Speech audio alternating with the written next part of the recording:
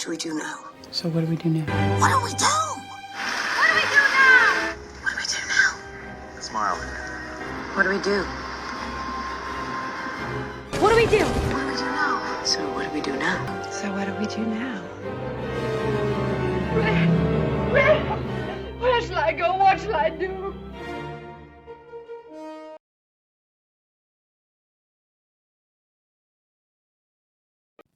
Imagine you're a movie script writer and you get the opportunity to make a pitch to Steven Spielberg. So you pitch this story. Once upon a time, a young man comes to Jerusalem, the center of life for the one people that worships the only living God.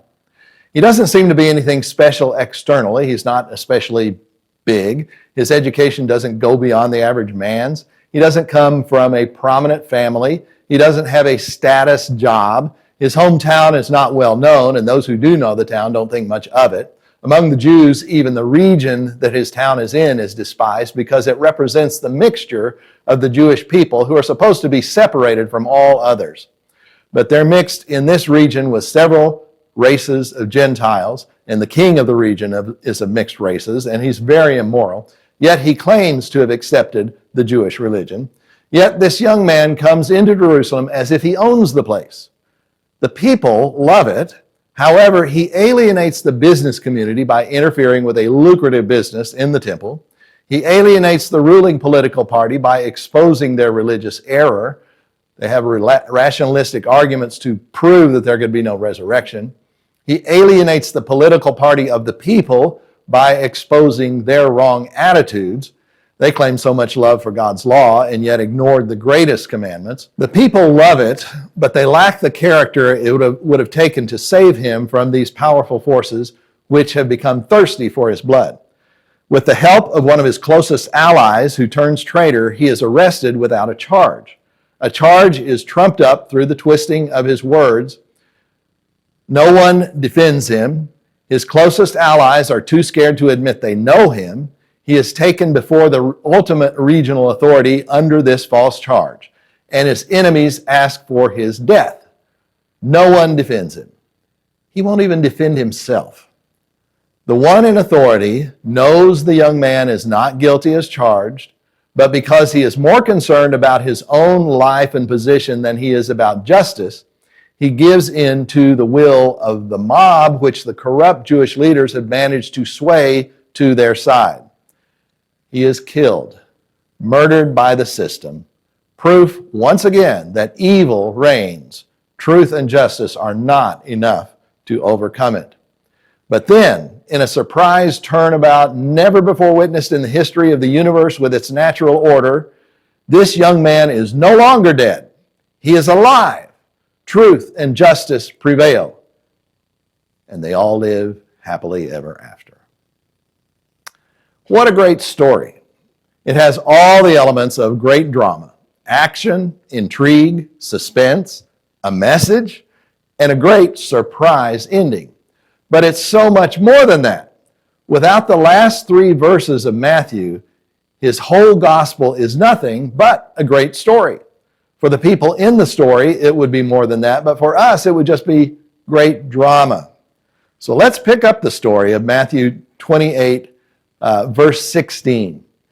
Then the disciples went to Galilee, to the mountain where Jesus had told them to go. When they saw him, they worshiped him, but some doubted. Now, stop right there and think. What would this mean for us? Sure, his followers would do what this guy said. He was more powerful than death itself. He told them to meet him on a mountain in Galilee. They met him there. They'd be scared to death of what might happen if they didn't go along with what seemed to be happening. At the same time, I think we'd have to expect some doubts. They would be inclined to go along with what they were seeing and hearing and even touching, but since this was totally unique, they couldn't fully trust their own senses and experience. But here's the question this morning. Why are we affected by their quandary? We never saw him before or after his death, not like they did. What's in these last 3 verses of Matthew makes the whole story relevant for us. Then Jesus came to them and said, "All authority in heaven and on earth has been given to me.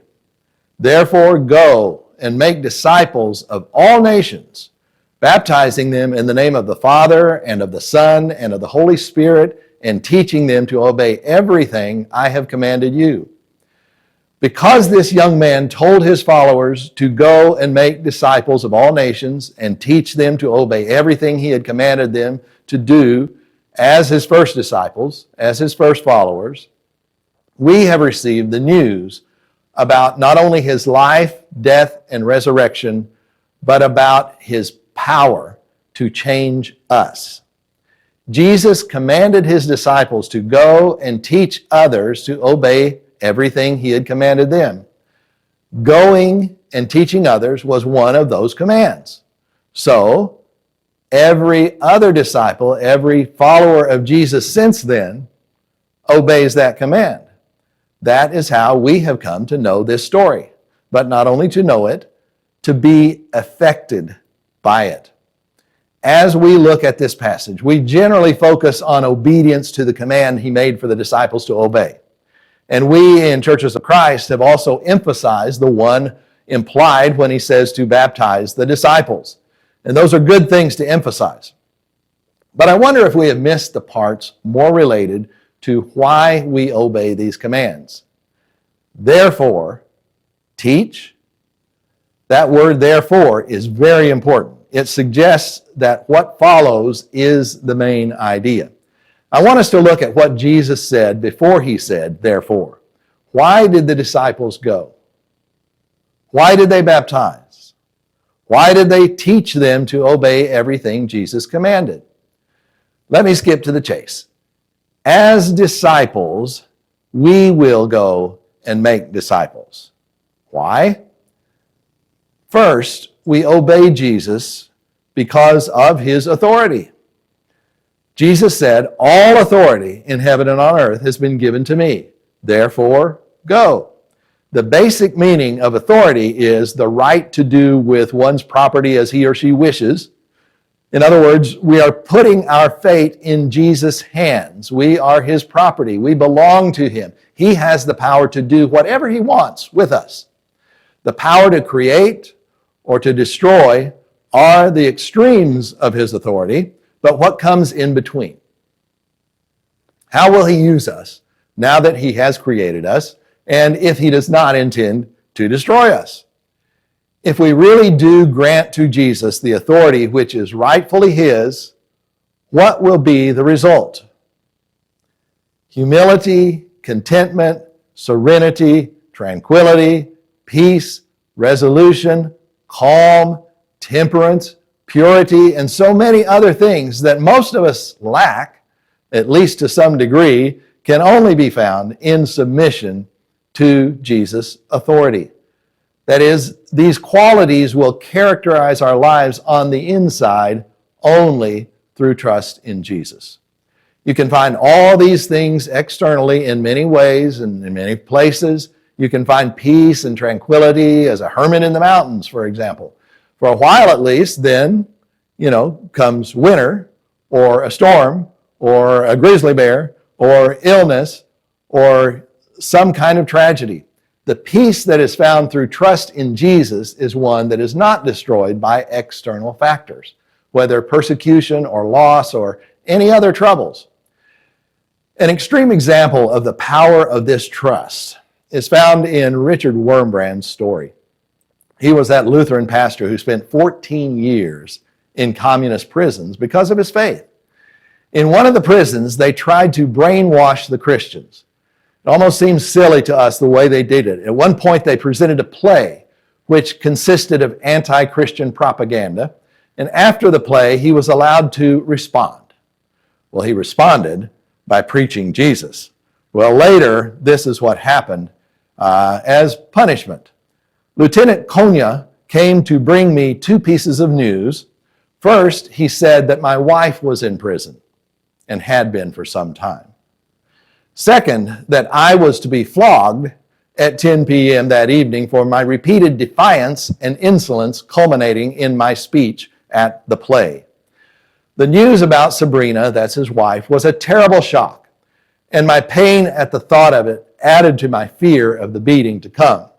We all dreaded this period of waiting. Times dragged and then passed all too quickly when I heard footsteps coming down the passage. The tramping boots went by. Someone was taken from the next cell. Presently, I heard blows falling and screams from the room at the end of the corridor. Nobody came for me that night. Next morning, I was again warned. For 6 days, the suspense was maintained. Then I was led up the passage. The blows burned like fire. When it was over, Lieutenant Konya, who supervised, shouted, "Give him some more." Then I was slow in getting to my feet. 10 more, said Konya. I was half carried back to the cell where the loudspeakers were blaring. Christianity is stupid. Christianity is stupid. Christianity is stupid. Why not give it up? Why not give it up? Why not give it up? Christianity is stupid. Why not give it up? Sometimes beatings were administered by warders in the cell for minor irregularities. When the guards became bored with beating, they grabbed a couple of prisoners. Right, they said, slap your friend in the face. If the man failed to do so, they said, you've your last chance. So they told the second man to strike the first, and he'd hit out blindly. Now, hit him back. And they struck at each other's faces until blood flowed, and the guards roared with laughter. Now, listen to what he wrote in the preface of the book that this is in. The prison years did not seem too long for me. 14 years, remember. The prison years did not seem too long for me, for I discovered, alone in my cell, that beyond belief and love, there is a delight in God, a deep and extraordinary ecstasy of happiness that is like nothing in this world. And when I came out of jail, I was like someone who comes down from a mountaintop where he has seen for miles around the peace and beauty of the countryside and now returns to the plain. Now, don't the minor irritations that get us down seem a little bit small? If we can't seem to accept maybe our job, or we don't like the place we live, or the people in our lives, or whatever it is that gets us down, aren't we failing to say, all right, Jesus, it's your business what you do with me. Just show me how to do the best I can for you in this situation. It can be these little things that keep us from making disciples wherever we are and wherever we go. If we recognize Jesus' authority, we can stop trying to manipulate our circumstances and instead just do what he says to do wherever we are with whatever abilities and opportunities we are given. We obey Jesus because of his authority, but how do we manage to do that? We are able to obey Jesus because he is with us. Now, while it is true that Jesus said this specifically to the apostles, the first ones that he sent to preach, the way that he said it makes it very clear that he is just as much with us as he was with them. We are really powerless without him.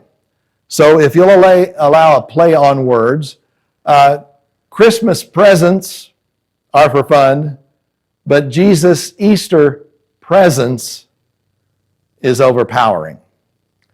Now, his presence is probably not manifested through prophecy and inspiration and miracles through us, at least not in the way that it was through the apostles, but he is here just the same. He said that he would be present to the end of the age, and the age won't end until he returns for the last time. At least that's the most plain meaning of his teachings about the end times. So we can be sure that Jesus is with us today, and he will always be with us until the end. Now, what does his presence mean? How does it help us obey him? Well, in our immaturity, it helps in at least two ways. His being with us helps to enforce his authority. Children will disobey their parents when their parents aren't around, but when their parents are there, they will at least think twice before they try to get by with something. We are all immature enough at times that we have to remember the threat of punishment in order to do what we ought to do out of love and appreciation. Hopefully, the need for this motivation lessens as we grow older in Christ. We should always view ourselves as children, even when we act with the authority of Jesus as we grow, if we don't put ourselves in extreme danger. Now, another way his presence with us is important. His being with us provides us strength and consolation. These are things we will always need at times, because the stronger we grow, it seems the greater the trials and temptations become. I think this is really the emphasis Jesus is making when he says, I will be with you. Now, if we understand him correctly, his presence is not a threat, like your parents returning when you're disobeying them. Rather, his presence is a promise. Hasn't this command to go and make disciples made you feel small and weak at times? Doesn't it sometimes make you feel like a failure, like you're maybe disobedient? Don't you feel guilty for not doing more? Well, those feelings are not necessary. What it takes to not have those feelings is to remember that everything doesn't depend on us.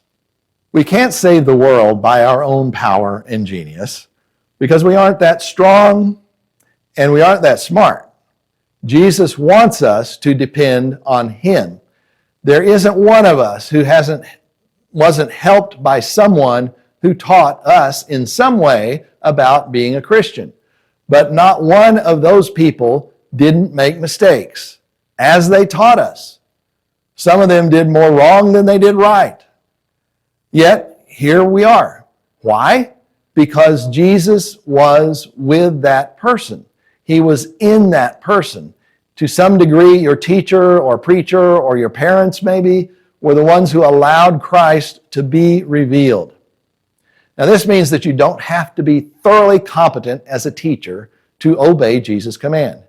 He'll be with you, maybe in the form of another person, maybe to some degree your teacher or preacher or your parents allowed Christ to be revealed.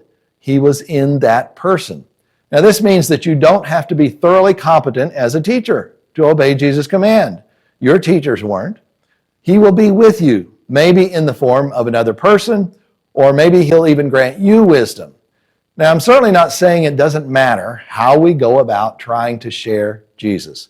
It does matter. It's extremely important. However, you can be very skillful at teaching and still be ineffective if you lack the humility that comes from believing that Jesus is with you. He's the one providing wisdom and knowledge.